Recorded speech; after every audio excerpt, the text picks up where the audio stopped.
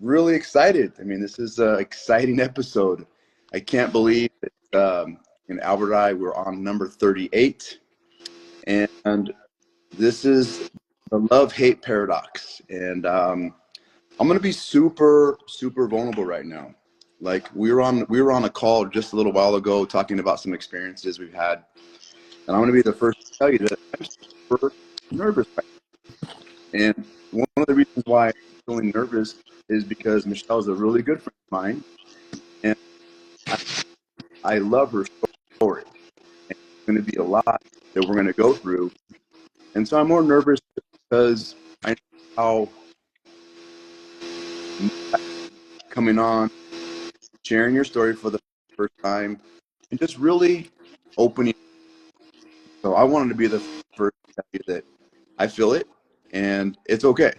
And a little short story. Michelle and I met a couple years ago, and this past January, we just kept running into each other a few times at this one place and another place and another place, like 4 or 5 times in like 5 months.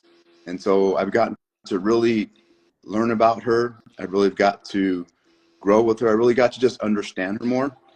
And why her story was impactful for me to hear is because I know there are a lot of women and men, specifically women though, that have lost some people in their lives and they're grieving. And Michelle's strength, her courage, her ability to be a single mom in this world is just super, super,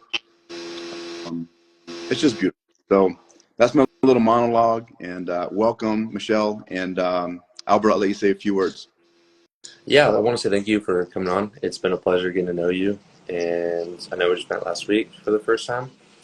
But the biggest thing for me is just showing that it doesn't matter who you are, where you want to go, but we're here just to open up the dialogue. So I want to commend you for just rolling the dice and just being here. So kind of just for everyone that's watching right now, like, can you share like what you're feeling right now? Like, what does it really take to come onto a stage like this and just, you know, experience what you're feeling? I feel a little anxious. And thank you for having me on, by the way. I'm happy to be here, even though I am feeling a little bit anxious to talk about my experiences. So, but I'm happy to be here. Yeah. Well, let's start it off then. I'm just curious, just as a young man, just learning through the ropes of it, like growing up, I know you shared some stuff about like your childhood and stuff like that. Was there ever a time when you were just growing up that you felt like you could be yourself and just share like any emotion like you just did right now? Yeah, well, I mean, we come from a long line of women who don't really share their emotions. We don't cry. We are very, very good at, you know, putting everything under the rug, and you just soldier on. You just push on.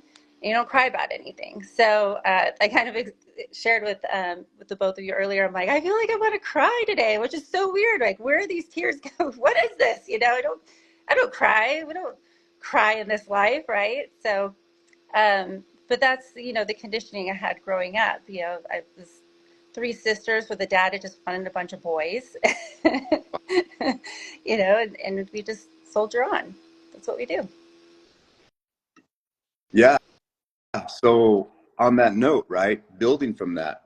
And so growing up a young girl in this household, since you weren't allowed to, and I don't know if you weren't allowed to, or if it was just something that you um, acquired, maybe you can explain that. And tell us what kind of made you into this woman. Like some stuff happened in your life when you were 12. Like what built upon this woman who doesn't need to show her emotions? Well, well, okay, I'll go far back. I don't think I've even shared this part with you, but my dad raised us like we were in the military. So Mm. part of it was we had to, yes, sir, yes, ma'am, line Wow. up. We had punishments that required like facing the wall for hours at a time, doing a lot of manual labor that took all weekend, that kind of stuff. So, and if you showed any kind of emotion, you talked back, or if you did anything that would show that you were resistant to what he was doing, or you felt like things didn't have justice to it, you were spanked and shamed in front of your sisters, and and with a whip or a stick or a spoon or whatever. There was whatever there was, you were laid over his lap and you were spanked. So you learned pretty quickly to like just shovel that, and you just knew that things would be over faster if you just Comply. sucked it up. Yeah, sucked it up. But there was some mercy in that, where my dad did die when I was 12. So that's where that love-hate paradox started, right? You're supposed to love your father. You're supposed to love, certain people in your life. At the same time, there was a lot of resentment and anger towards that, and kind of a hatred. That was probably the first time I felt in my life that relief, someone exiting your life.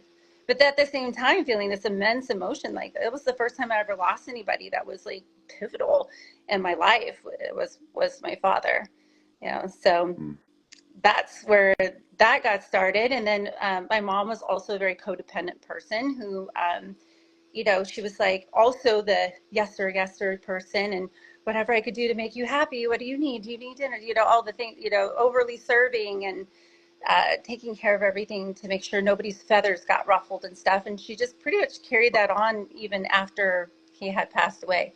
So like those, that's how I saw women were to be like a certain way with their husbands. You put up with things. That was love. Love was putting up with people's behaviors and things like that. Just love them unconditionally through it. Yeah, it seems like that would really just make you like not always be sure like where to like interact with men. Did that actually affect you a lot, like growing up and like dating? Did that affect you like as you got older too? Did you ever have like you said you lost your father tragically when you were young, right? Was there another male like figure that came into your life that you could look up to, or did you rely solely on the guidance of your mom? Yeah, so get this. This is what's crazy too. We had no men in our family. Wow. My mom's the youngest of 4 sisters, and all of their husbands were abusive or something going on there. And they had no longer had those people in their lives. So I was raised by my grandmother and my aunts, and there really was no male influence in my life at all growing up. My mom did end up remarrying, but I was 18, 19 by then and already out of the house. So luckily for my sister, she had, someone sort of, had someone there to be a male influence for her. So that was good. But yeah, that wasn't, no men in my family. Interesting, your story about your dad and the militaristic, I can relate to it, but completely on the opposite spectrum, because I shared with both of you that, believe it or not, like I was growing up in a household where I couldn't talk back. Like I had 0 words. So there was there was a disagreement. There was no disagreement. It was like I was going to get hurt or I needed to shut the fuck up. Like there was no. So I learned, like both of you know, I learned how to use that as a skill of not saying a whole lot, or being a man of few words, or being very cold, or being a chameleon. I learned how to adapt into different environments because I was forced how to look at things, because I learned how to see facial expressions. I learned how to see body language, tonality, energy. I didn't realize it at such a young age, but I learned how to adapt based on survival of what's going to be safe for me, what's not going to be safe. And that ended up being both detrimental and I would say manipulative in my life, because I learned how to use it for bad a lot of times. Didn't realize it. Maybe I did. But it's a skill that I learned that I had to unlearn as an adult the last few years, that yes, these are skills I have, but I could use them differently. So I'm really glad you shared that, Michelle, because what's powerful about that is I have a feeling that led to you meeting your husband in that relationship.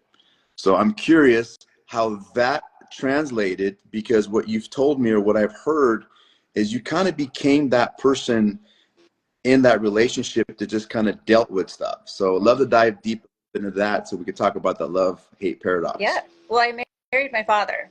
Oh, I married my father because that's what was, there's a couple of dynamics to that, right? That without growing up with a father, really, I mean, the biggest parts of my life, I mean, even when he was around, he was sort of absentee. He was an alcoholic, like a big time alcoholic. That's where a lot of the corporal punishments, usually when he was drinking and he was on a high, having a little tissy fit, you know, he would come down on us really hard. And so there's the dynamic of a fatherless daughter. You grow up trying to replace that, you know, and you don't make usually you kind of fall into the same patterns, right? It's kind of like a daddy complex in a lot of ways. You know, this man comes in and he's providing and doing all the things that a dad would do, right, or whatever, and all their behaviors and things that they do are very familiar, right? You're like, I'm used to this, and you know how to fall in line, and you know how to do what you're supposed to do, right? And you don't talk back and question and do all that stuff. But I'm a little bit of a rebel too. So eventually, like, you can't push me for too long, and I can snap. And I started putting my foot down and rebelling against the relationship too. So there's a lot of pushback for a long time between the two of us and everything. But if you're not careful, you know, because I was on autopilot. Literally, I had no idea there was anything different. I didn't know that there was any other way of life. That's just what life was. And you're so in the dark, you just go on this autopilot. This person's in my life. This is what's happening, and you just go with it. And then one day you're just like, I've had enough. This is enough for me. This is not some way for anybody to live, you know? So, Well, yeah, especially so many of us don't even realize like how much we are living on autopilot too. You just kind of get trapped in the same patterns, like you said, right? And so, was there like a specific time that like, did you even know at the time that like when did you finally realize that like that's not a healthy way to live? Like that you could be something that you actually truly genuinely want to be? well, there was a lot of points in the relationship where I just wanted to like be something more, do something more with my life. And I kept getting shot down and told no. And so I just knew there was just something better. And being married to an alcoholic is not any way to live. I mean, it might have been these familiar things for me when I was growing up, but as an adult and I started having my own kids, and these were not healthy behaviors that would just cause chaos all the time. And you're just on high alert, and you're walking on eggshells around people. Like Albert, you were explaining how you adapt to situations. That's being on high alert, and you're living in a stress state constantly, and it just starts to do things to you, you know. And I just knew that I wanted something better for my life. And you can't change your partner. I wanted him to change so bad. I wanted that to work. I did everything. Marriage is so important to me, and I believed in that. But you can't make another person change. They don't want to change. If they're not facing their demons, whatever's causing them to do whatever they're doing, all you could do is be the change for yourself. And so I started looking for an exit plan, and that was very, very scary. I didn't have access to bank accounts. I didn't know anything about our business. I had put myself in the position of not knowing anything about my financial affairs or anything like that. I allowed myself to be trapped, and that was a very scary place to be in. so now we're going to get to the weeds a little bit. You know, the name of the program is, you know, Love Hate Paradox. And what I love about your story is, you know, just like me, you know, and Albert, I've been very vulnerable with Albert and my family. Like, I absolutely loved his mom. Like, I married her for a reason, and we came together, and things. I just felt like we were so young that we never learned how to co-adapt. We never became friends. I think that was so important. And you and I talked earlier today, like we got together, we got engaged, we had kids right away. So we never really learned how to adapt with each other. You guys had a little bit different. So, you know, obviously you love Jason, and at one point in time, right? You still do. He's the father of your children. Mm-hmm. Kind of tell us about that love-hate paradox where there was provision, and then things started shifting, and then kids came along, and then tragically, he came down with something that changed your whole dynamic. So if you can kind of take us on that rabbit hole, that would be fantastic. Yeah. So, you know, there's a reason why you get married to someone, right? I spent a lot of years with him before we got married. You know, like there was a time where I did feel safe and protected and all of those things. I knew I shouldn't have married him. Yeah, before we got married, I knew. I remember our therapist at the time was like, "Do you want to marry him?" And I said, "No." And the therapist looked at my husband and he was like, "She doesn't want to marry you." And he's like, "It'll be fine. We're going to work it out. We've already got guests. She's going to this wedding." That was 3 weeks before our wedding, you know? And so there was the other, so we started already unraveling before that.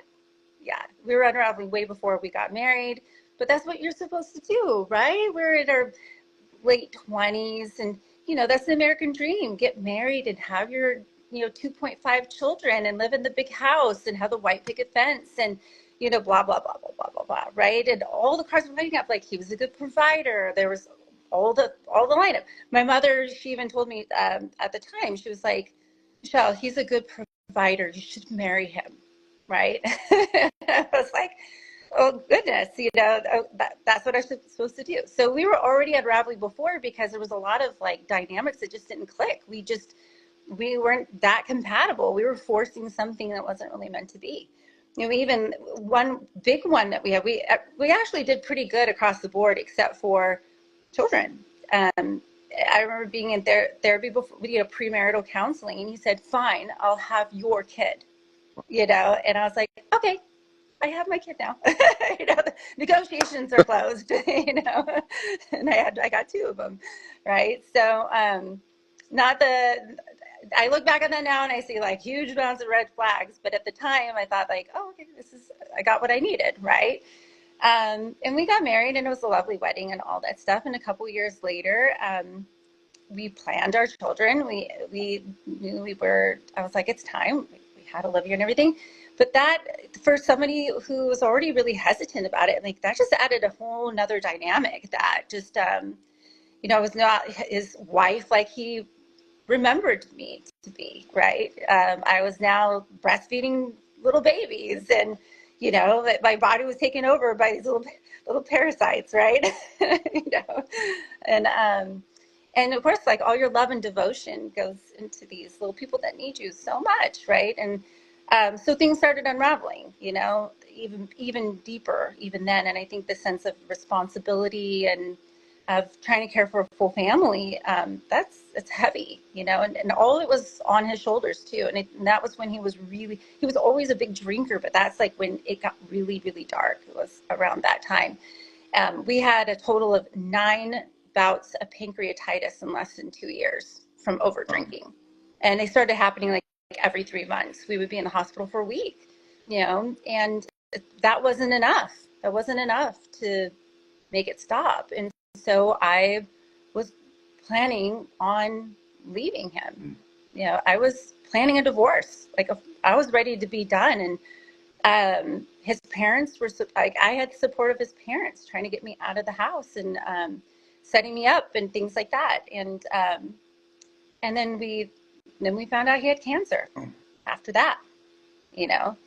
And I was just like, this is rich. This is great. You know, like, what do you do? Right. I mean, this person was already unbearable to live with, you know, and I hate even talking about that part of it, everything now too, because, you know, he's no longer here or anything, but these are just the facts. Right.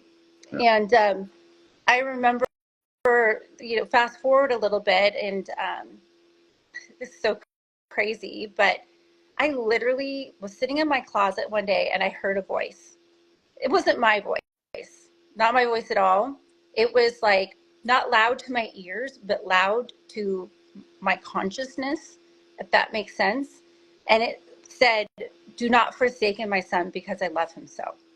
Those exact words, I will never forget it. "Do not forsake my son because I love him so." It sounded like biblically, like, like, that is not how I would talk. It was not from my brain, you know, like, that's not something I would say, right? And I just knew to trust it. I just knew to trust it. And I remember just being in there taking a deep breath. I'm like, oh, really? Fine. I'll do it. And it was a beautiful journey, to be honest. It's one of the most amazing things I ever went through was with his cancer journey. And uh,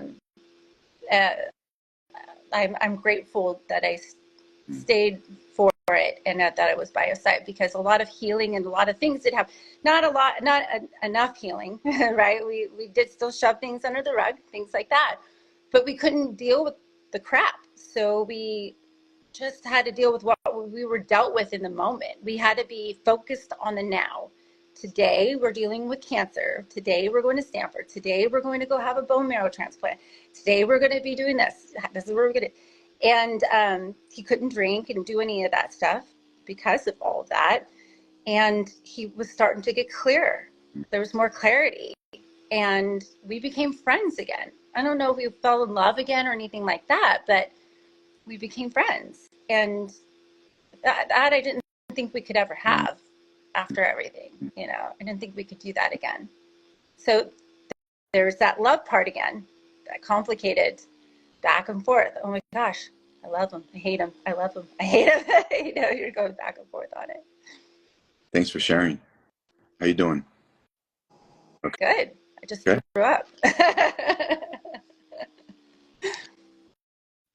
Yeah, it's just I'm just thinking about the times when like you're just going through that and you know that there's not much you can do at that point, right? Like you said, you can't change someone for what they are. And I just want to just commend you because that's amazing just to be able to like want to stick there for someone that you care about. Because I know you had I think you mentioned earlier that you had to sacrifice, time with your kids during that time as well.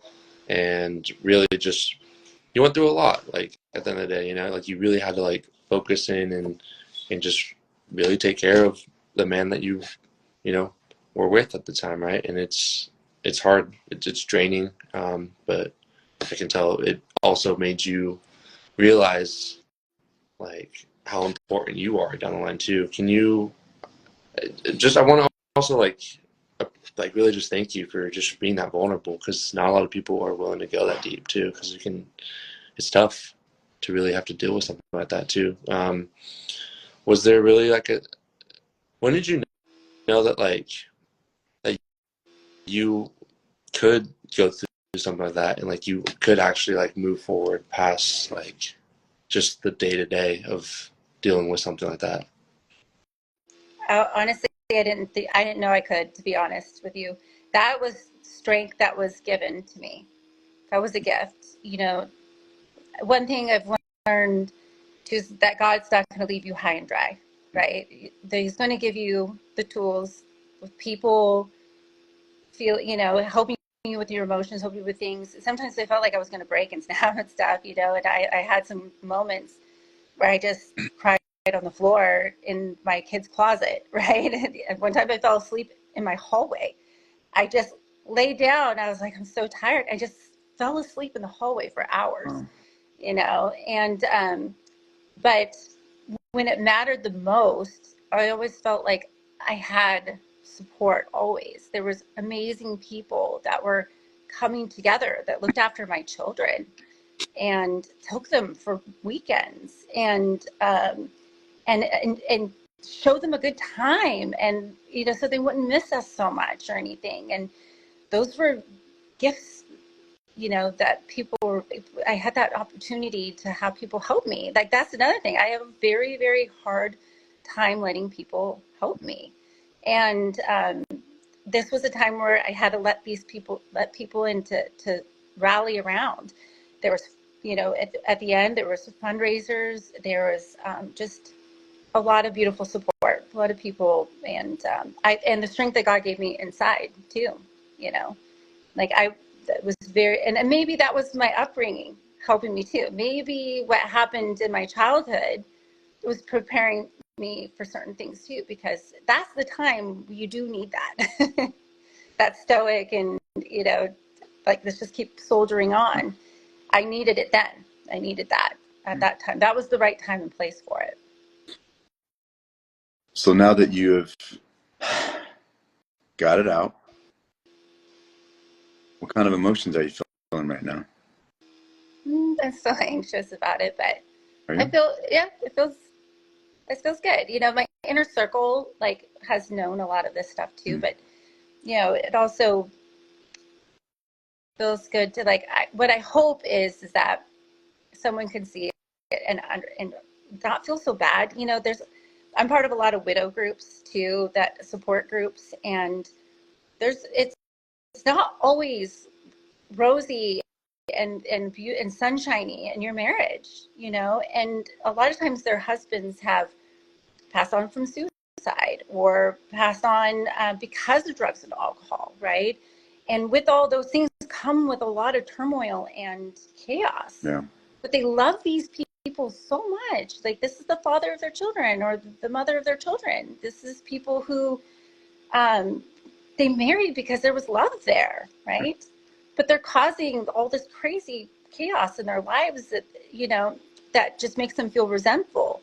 And then to pass on without any resolution that's hard. That leaves so many open wounds, you know.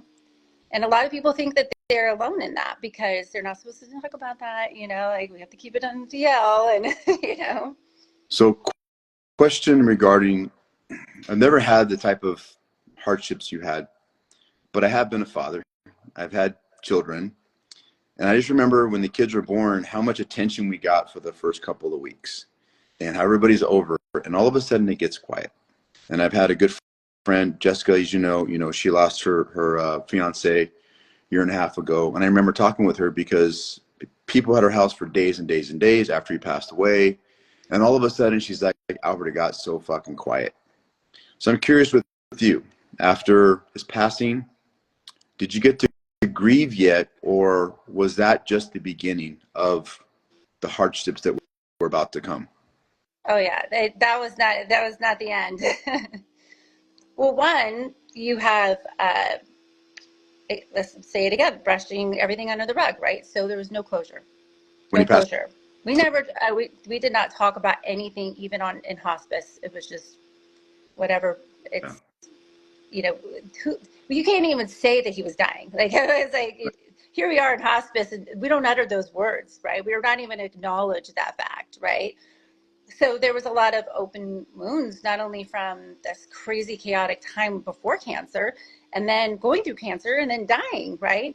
And even though I had beautiful support people all around me and everything, after a few weeks, everyone's living their lives. Yeah. I remember looking on Facebook and seeing people who, like, literally a couple of days after my husband died, and they're in Disneyland having the best day ever. And I'm like, oh, you're in Disneyland.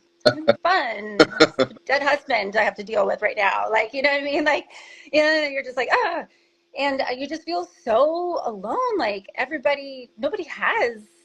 I don't know anybody had it at my age, especially, like, small children and the husband passed away in the manner that he did. It's like you feel like on an island all by yourself, and everyone has to live their lives. I've no, I'm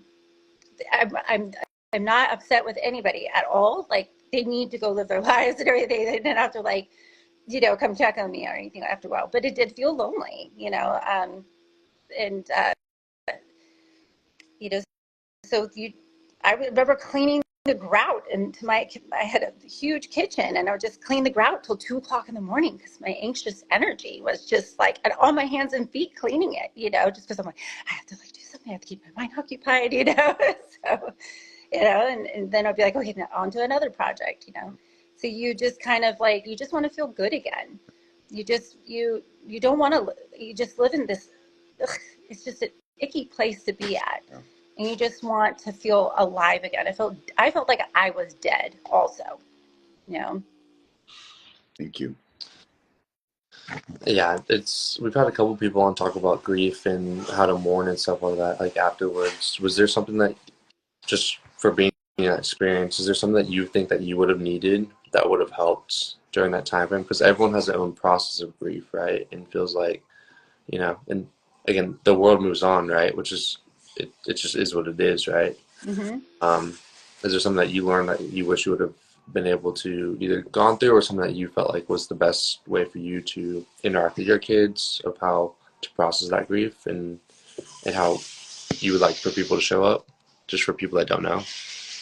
I wish at the time I had the wherewithal to reach out to other widows, Mm. right? And to support each other, right? I didn't even know about these widow support groups until like a couple years ago. And so I was already 6, 7 years outside of what was happening. I never got therapy, like anything like that from the beginning. I got my kids therapy.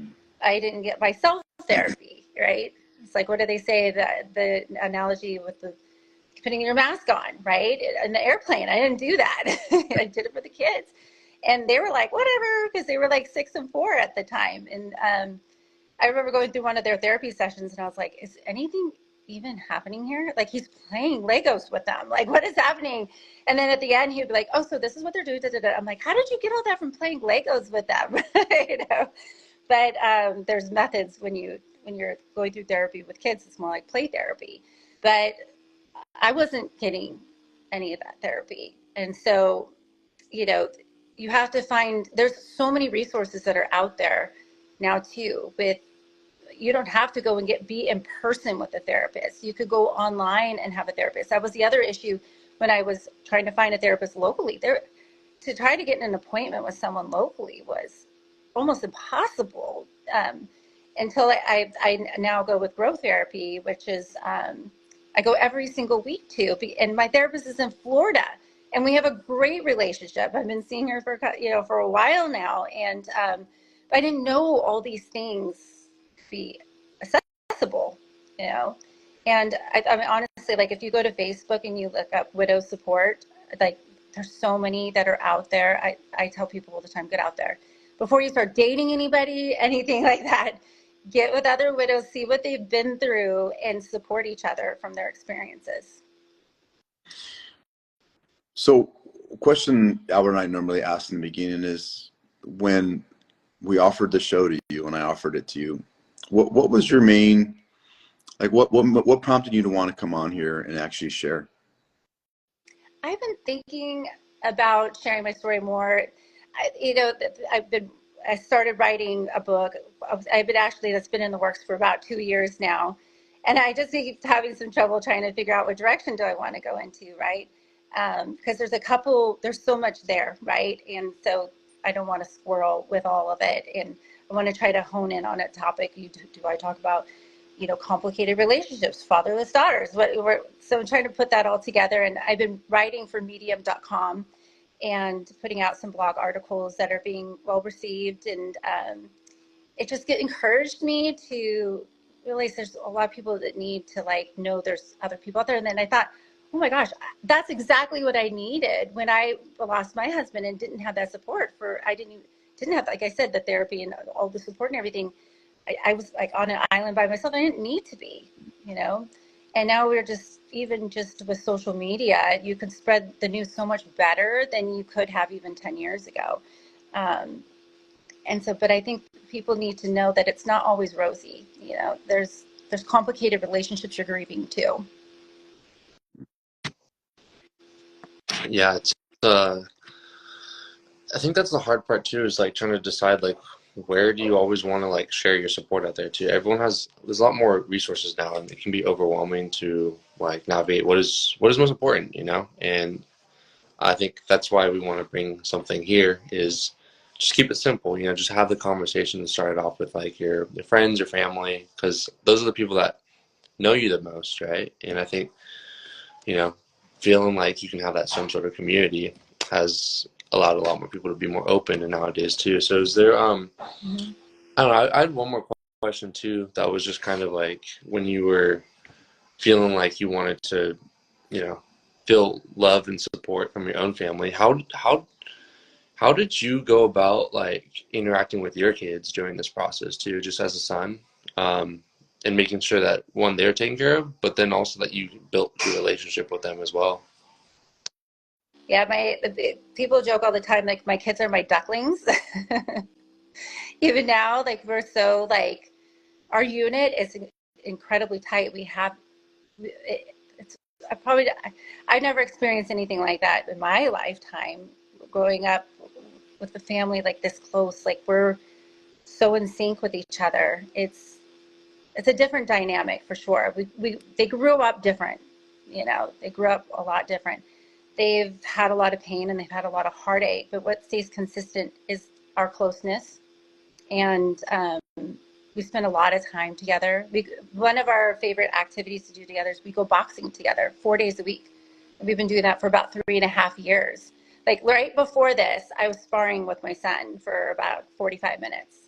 And it was awesome, you know.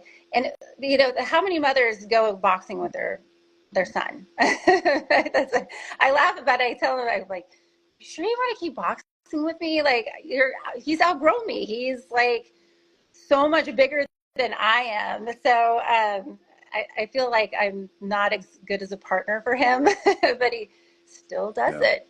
You know, we still have that moment together. And my baby girl like was just up in my room with me watching a show, and she was holding my hand. Like when you go through hard times together, it bonds you even more, even closer. You know, I always tell people too, like hard times are going to happen. They're just going to, right?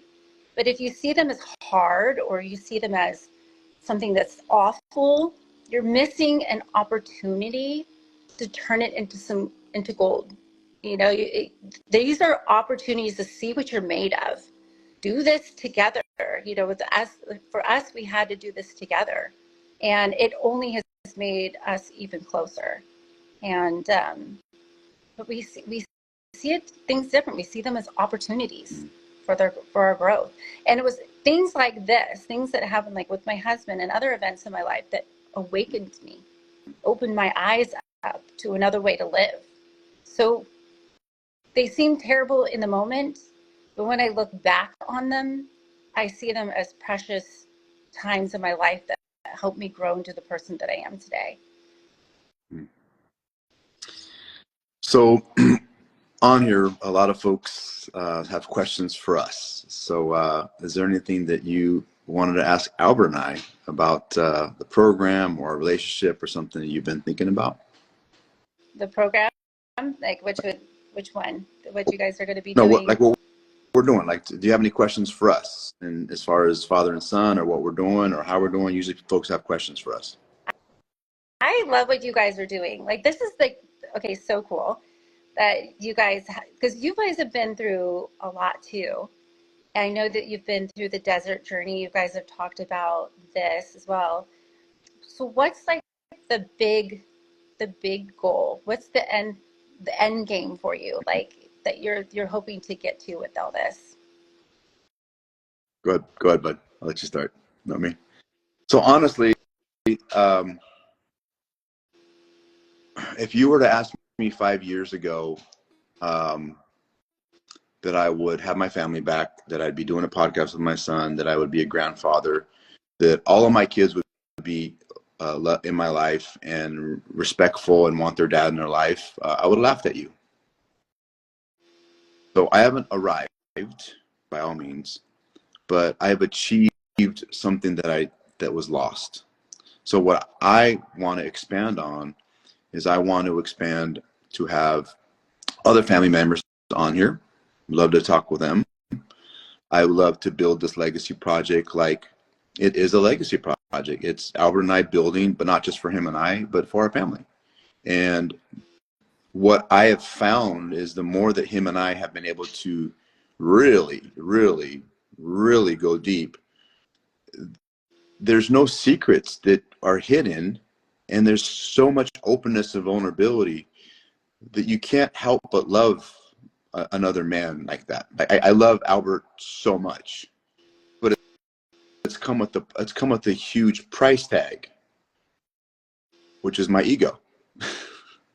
I had to let it go. I had to surrender, because this mantra of me being daddy or dad or father and him being son and using that over him because he's my son it doesn't work when they're adults.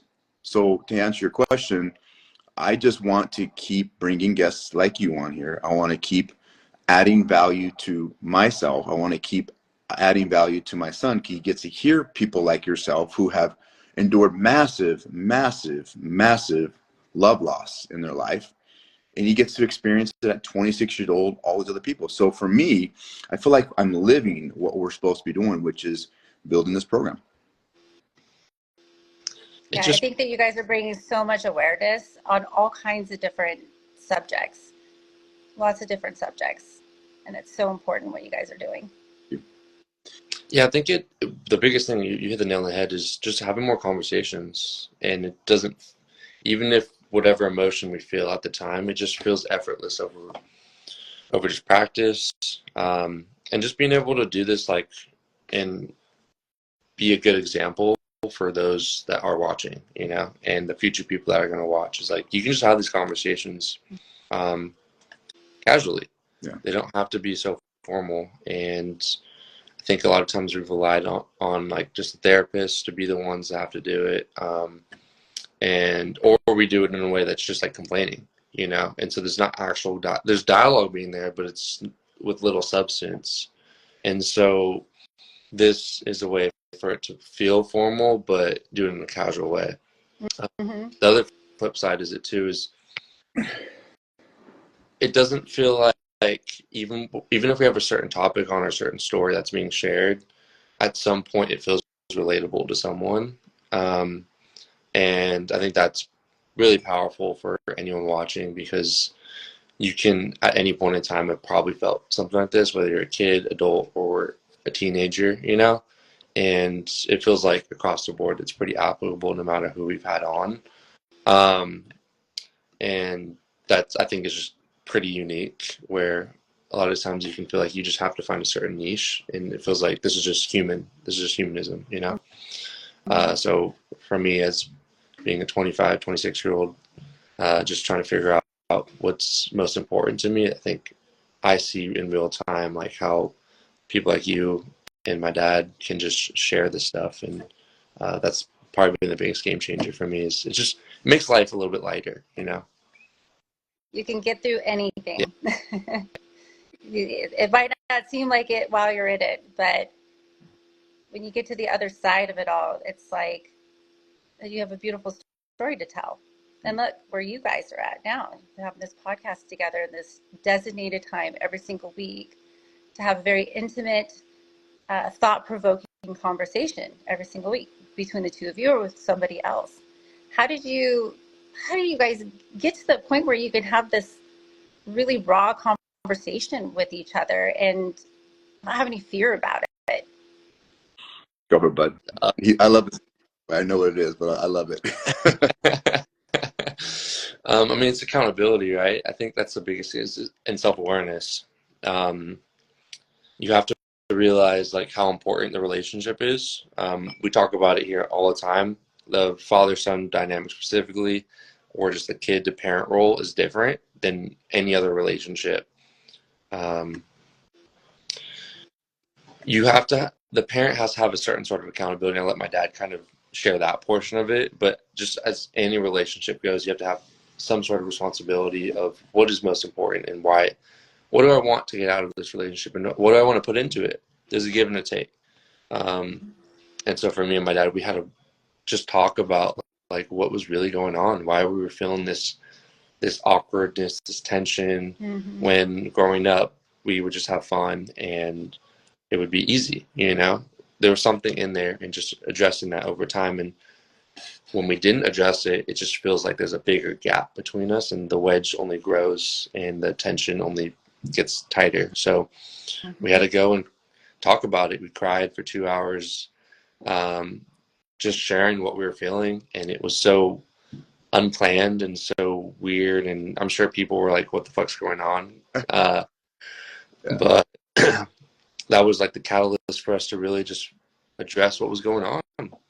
And it didn't happen overnight, but it took a couple of times of us just talking about what was going on, and also forgiveness too.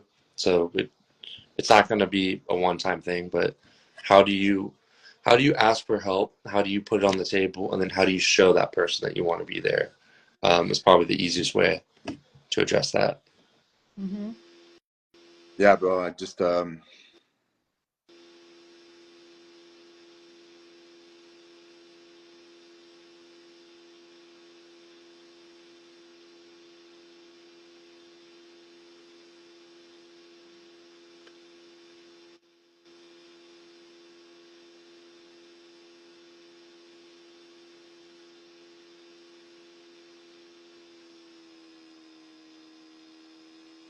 remember the conversation like it was yesterday.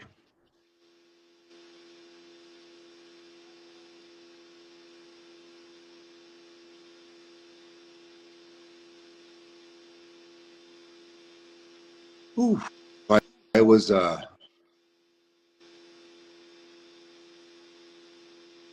impactful is because I saw you as a man that day.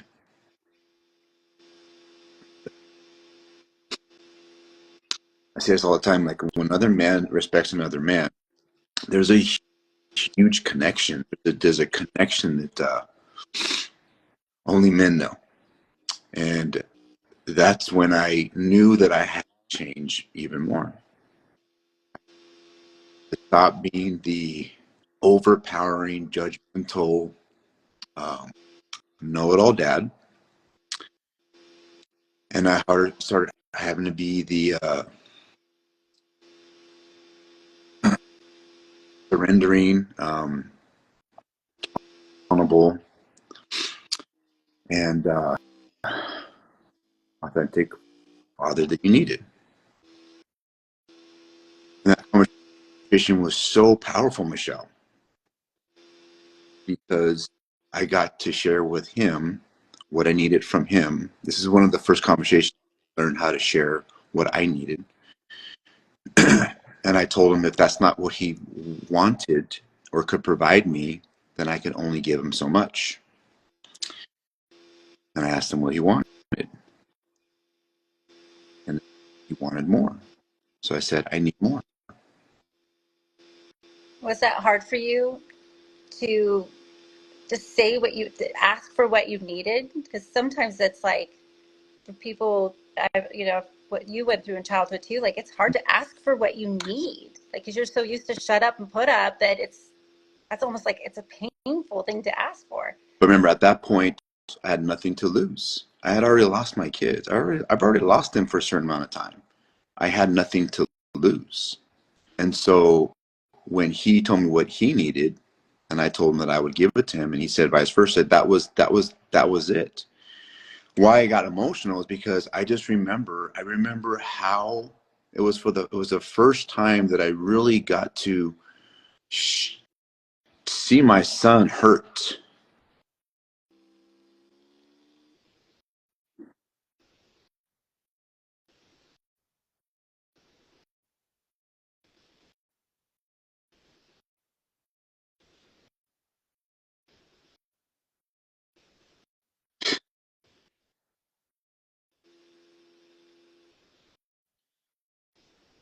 So I talk about accountability because it's the parent's responsibility to have the relationship with their kids. It's the parent's responsibility to do whatever the fuck they got to do to make sure that they clear the space so their kids can feel safe and secure about them. It's the parent's responsibility to own whatever they did that hurt them, not for the kid to continually make excuses because their parents are alcoholic or abusive or not adherent to what they want. So this emotion that's coming out right now, I think, is just like a reminder that had I not done that, we wouldn't be here. Had my son not really shared with me that he really wanted a relationship with me, we wouldn't be here. But it was two people who really loved each other, but we were hurt. He was fucking pissed off at me for a lot of reasons. And I was mad because I knew I hurt him. That is like those conversations, Michelle, like they were the foundation to the man I am now. Because I got to learn through the hard conversations with my son how to conduct myself with other people. Woo, was not expecting that.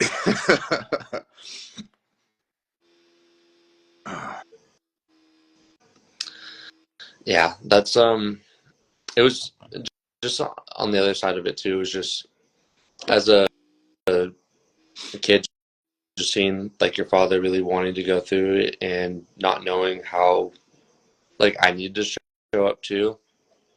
Uh, During that time frame as well, like he had really devoted himself to like wanting to change, and I think that's what kids want to see is they want to see like change. They want to see their parents making an effort, right? And you know, it's that's not really unique to any relationship, right? But it really, really shows a long way because I think a lot of kids want their approval subconsciously of their parents, right? So it helped a lot just watching him kind of go through his growth and his not really knowing where he was going to be. And so when I finally looked at myself and I was like, hey, like, okay, like clearly I'm not doing something that's helping the relationship. And then I was also wanting to explore my own emotions. It helped when we both opened the door of like really what is like really addressing what was going on, and not just hiding from it anymore.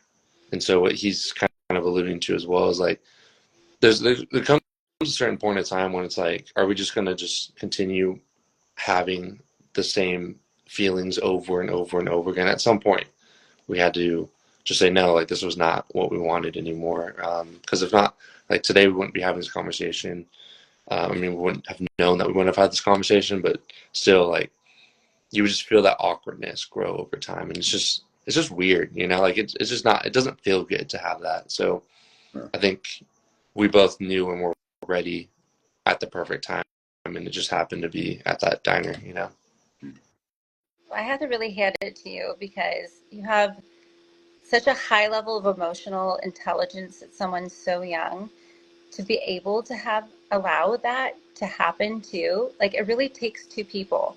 You know, it's yes, it's the parent's job, right? Like to set the foundation for that to happen, but you have to let them in, let him do that. And I think at the end of the day, our kids just love us so much that they just want to have a relationship with us. There's got to be something they could feel good about, right? They can't be sitting in turmoil about it.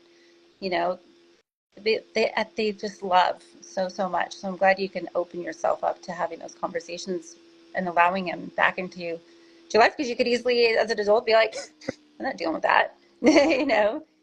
But it's the changes, making those conscious changes to be a better person, do things differently.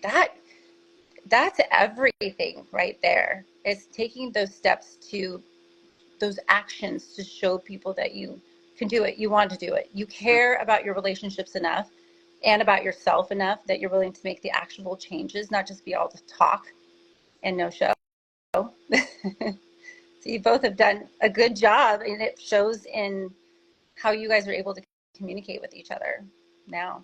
Thank you. I know, Albert, some of my story, you probably, do you feel yourself putting yourself in those shoes a little bit? Because from what I've read in your book and everything, I know that there's some layover there that kind of crosses over a little bit. How are you feeling about that? I I feel awesome. I feel great because I get to do this every week. I get to do this every week, and every week another layer goes a little deeper. Mm-hmm. Like every layer, every week, there's something I learn about myself. Like I woke up, I talked to you yesterday. I was a hot fucking mess yesterday. Have no idea why. No idea. Had a great weekend. That's just the reality of being a human being. And to get up, do it again. What's the lesson I'm going to? But not.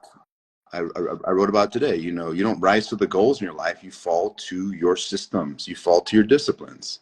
So if you have a shitty system of disciplines, you're going to have a shitty way of dealing with it. You don't rise You don't go do a 10-mile run one day. No, you have to go train and do half mile here, 1 mile here, and you got to build up for it. So that's what I do every day. But we got about 5-6 minutes here. So Michelle, what did you get out of your this episode today? I'm curious. What did you get out of this? This felt good to just put it out there. You know, I saw the comments that came up. My friend Jamie, she said the cycle is breaking, right? It's about breaking the chains, changing the cycles up, right? If you want different responses, you want something different in your life, you have to do something different, right? And so doing the same things your entire family's done and continue just to see the same cycles over and over again, right? It's time to break those chains.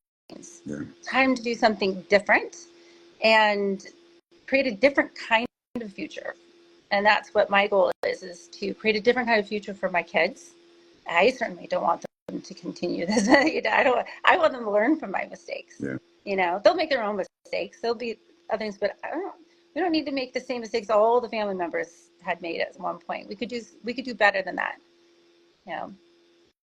And, you know, it takes a lot of bravery to do that. It's like I've seen both of you guys do, or breaking the chains, doing things completely different.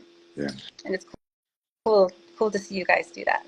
Do you share, I don't know how old your kids are, do you share a lot of the principles that you've learned with your kids? Do you have open dialogue with them with some of this stuff? Yeah. Yes, every now they're teenagers, so they don't want to hear what I have to say anymore. Yeah. But you know what's important is that they're watching. Yeah. They might not want to hear it, right? But they're watching me, and I've made a lot of mistakes.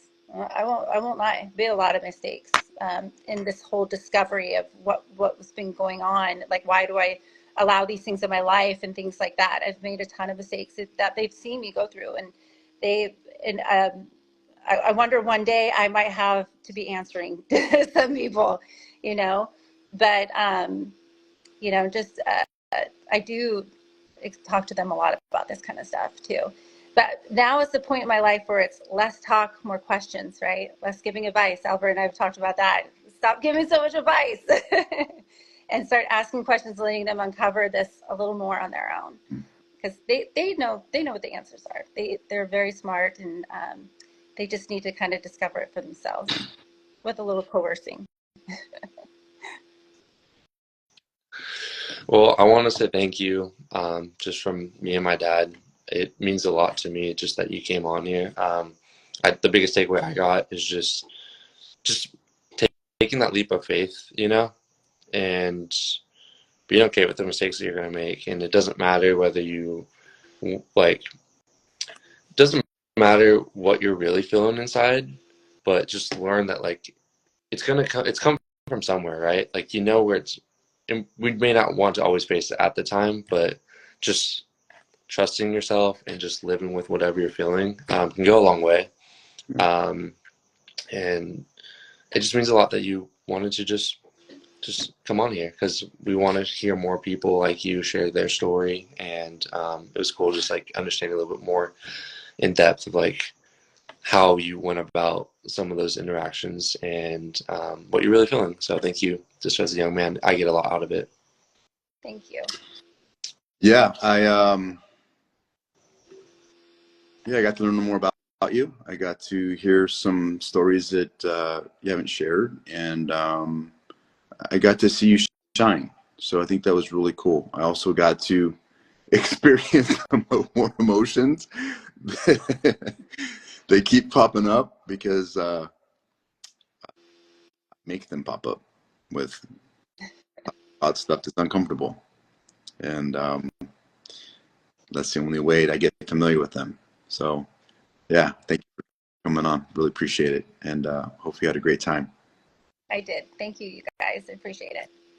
Well, everyone watching, thank you so much for sharing